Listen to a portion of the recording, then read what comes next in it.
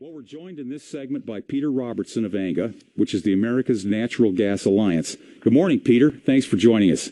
Good morning, gentlemen. Thanks for having me on. Hey, Peter, before we get started, I have to, in the interest of full disclosure, say that my firm, Quantum Communications, does some work with ANGA, and we're very proud to do that because of your advocacy for clean, abundant, efficient, and affordable domestic natural gas. How's that for a mouthful? Wow, I couldn't have said it better myself. Peter, this is Joel. Let me ask you a quick question.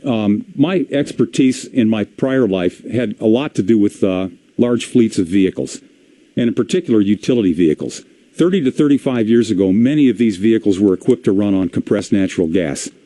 We're hearing about CNG vehicles as if it's some kind of a new phenomenon. I mean, what's going on? Well, you're right. It's not a new phenomenon, but we're making enormous progress, and that's because of the cheap, abundant natural gas that we were just talking about.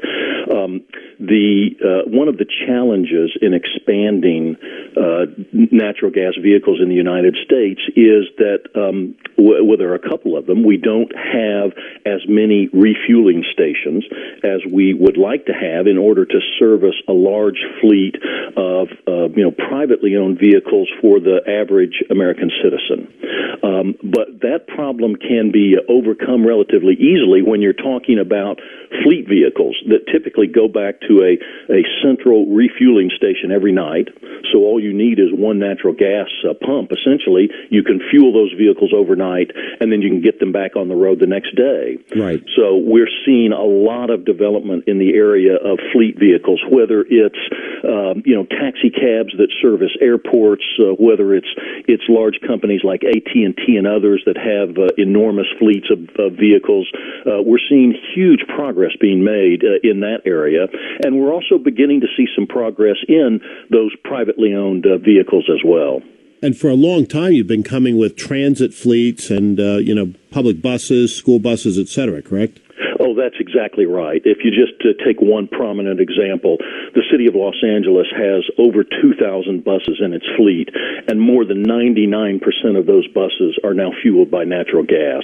And that's a trend that you're seeing happen all across the country, literally. Bring us up to date, if you would, Peter, on the refueling stations. There's been a lot of discussion about convenience stores, like in this area, Sheetz or Tom's or Rutter's, being the leading edge in providing natural gas refueling at their stops. Is that a trend that you're seeing? It absolutely is a trend that we're seeing, and a trend that ANGA's members are trying to encourage.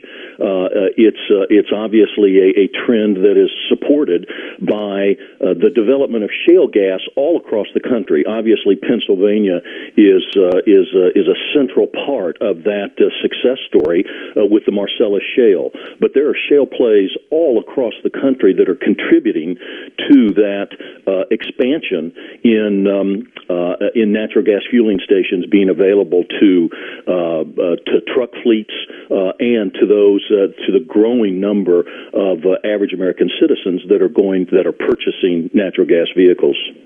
Peter, I wanted to talk just for a second about the shale here in Pennsylvania. You mentioned the Marcellus Shale, and obviously we're excited about that gold mine under our feet, but the Utica Shale is also there as well, and the production of domestic natural gas in the Commonwealth has driven the price of natural gas here down to places where consumers heating with oil right now are converting. It was interesting. We had the lead in by Columbia Gas's sponsorship of conversion.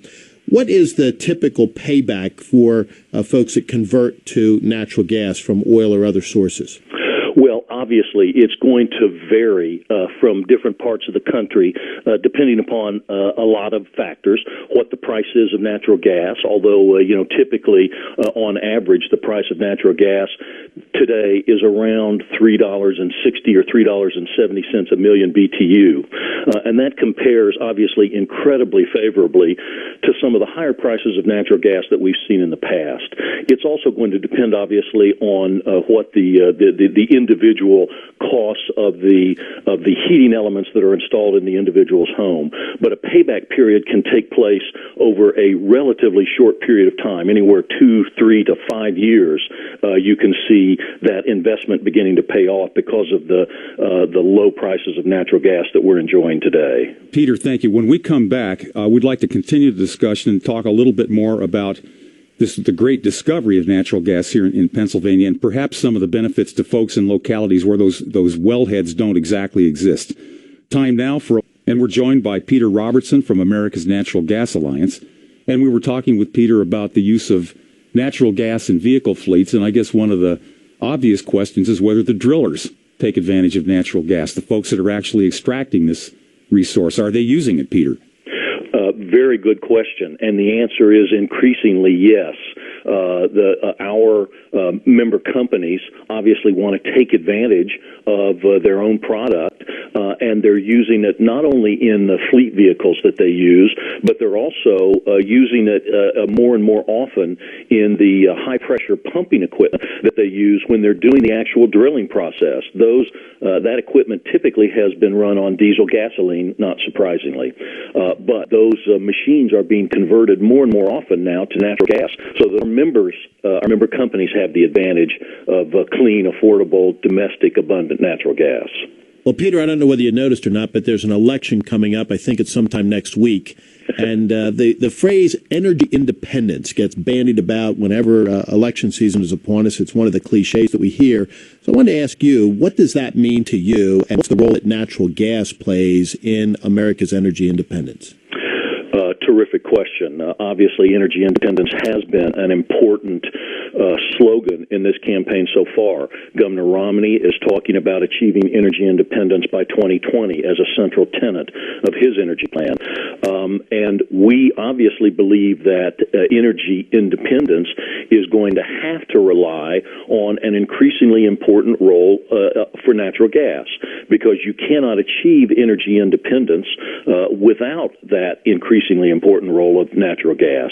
Generally, when people talk about energy independence, they're talking about being able to avoid the import of foreign oil into the United States. And of course, most of that foreign oil is used as transportation fuel.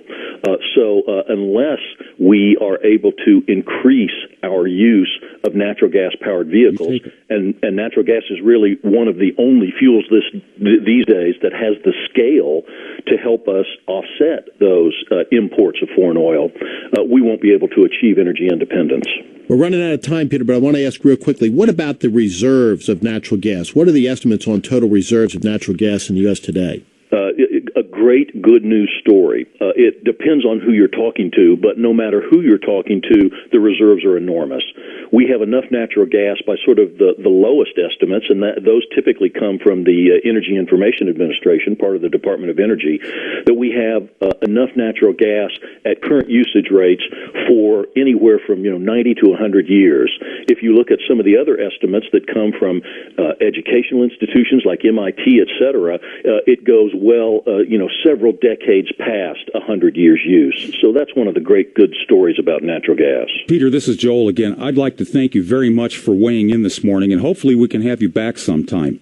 Joel and Charlie, I'd love to. Thanks so much. Thank you, Peter. And when we come back, Charlie and I will talk a little bit more about energy independence and some of the other dimensions that need to be investigated.